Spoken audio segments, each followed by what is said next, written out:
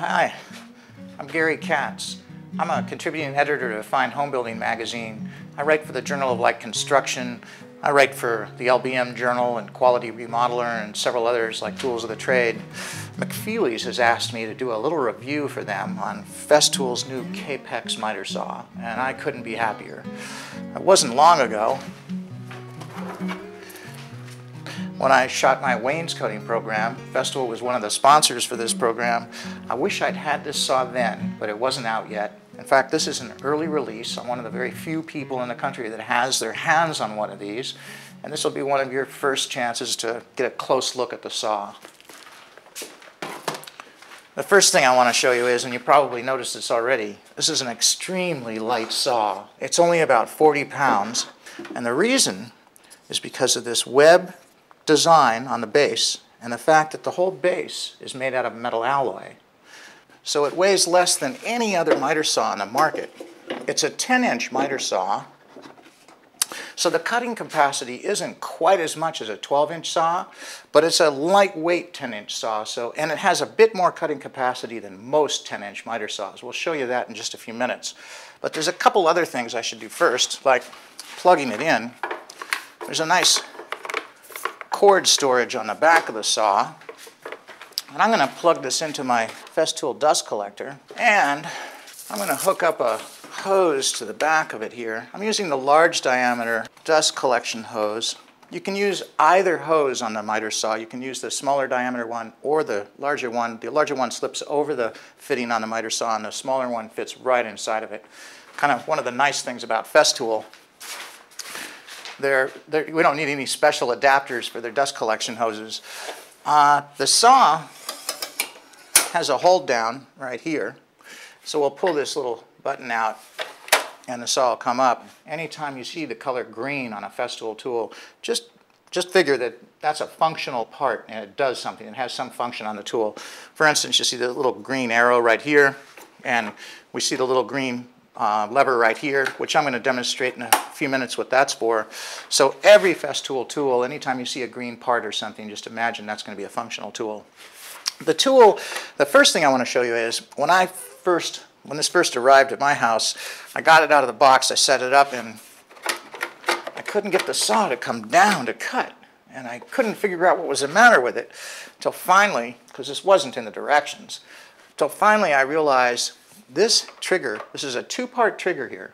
This trigger here is almost a safety device. You depress this trigger and then the saw can come down. When you push on this trigger, the motor will start. It's a relatively quiet saw too compared to most miter saws, and it's probably partly because of the way the configuration is on the motor, but it cuts very smoothly. I'll be demonstrating that in just a few minutes too. There's a few parts here that I'd like to pay particular attention to before we go too much farther.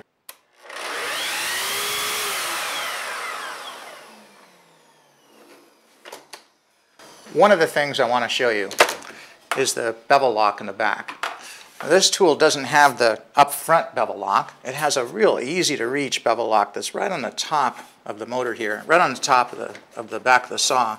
Let me remove the dust collector for just a second so you can see this easier. There we go. The bevel lock is really neat. You can reach it from anywhere in the saw, and once you release it, it reveals the knob underneath. The green knob, and remember, these green knobs, anytime you've seen green, it has a function to it. The green knob has three positions.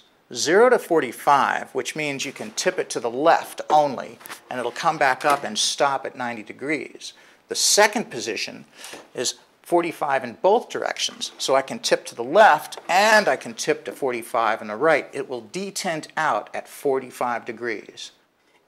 The third position is 47. That means I can tip to the left and it'll go past 45 degrees, and to the right and it'll go past 45 degrees for all those times when we need to cut a bevel cut that exceeds 45 degrees. I'm going to run this back to 45. Now there's one other thing I want to show you that's really unique about this saw, and I mean really unique. This feature right here is a bevel control knob. You notice how it spins as I turn the saw. You can control and adjust the bevel angle just by turning this knob. the saw stays right where you want it. You don't have to pick up the weight of the saw or anything. And you can see the gauge right here, the pointer on the bevel gauge. Notice how big this bevel gauge is. This is another thing that's really unusual about this saw. The radius on the bevel gauge is so large that you can actually dial an angle in to a ½ degree with consistent accuracy. It has almost a radius as large as the gauge on your miter saw. So this is the first saw that has that particular accuracy that I've seen in the market. I'm going to take this back to 90 and lock it back in. And let's look at another feature on the saw that's kind of unique next. There's a green lever here back on the side of the saw. You pull this down and slide the tool back and it'll engage in this cutting in position lock. And that's exactly what this is. It locks the saw into position so you can cut material standing up at the fence with a maximum depth of cut. So it keeps you at exactly the right position for that depth of cut. And that's really important on this saw, and I'll show you why that's important in a second. To release it, there's another green lever right here. Depress that lever and you'll see that the lock pops right back up again. So let me lock this back in to that in position lock. So we're now set to cut material in position. I'm going to hook the dust collector back up again. And you'll notice when I'm cutting that I'm probably not going to get all the dust, not 100% of it. There might be a little bit of it that gets by, and that's because I've removed this little dust shroud from the back of the saw. This dust shroud snaps on right here. It goes on real quickly, real easily, comes off the same way just as easily. The nice thing about it is when you're cutting on the flat or when you're cutting crown molding, it'll help you pick up 100% of the dust, just about. But when you're cutting material in position, I've found that the little dust collector, this little shroud, when you're cutting in position, let me show you what I mean. It kind of interferes with the material sitting flat against the fence. See how it's squishing that little shroud there a little bit? It gets out of the way right away as you pull the saw down, but it still kind of moves the material around just a little bit. So it's easier to just snap that off. So keep your eye on where you place this. You don't want to lose it. Now, I'm going to swing the saw to 45 degrees, and I'll demonstrate to you why this locking mechanism, the in-position locking mechanism, is so important to this saw. The engineers are trying to maximize the depth of cut, the height of the material that you can cut, and in this position, if you're cutting material that's narrower, that's thinner than about 15/16 of an inch, you're going to be able to cut material that's about 4 5/8 of an inch tall.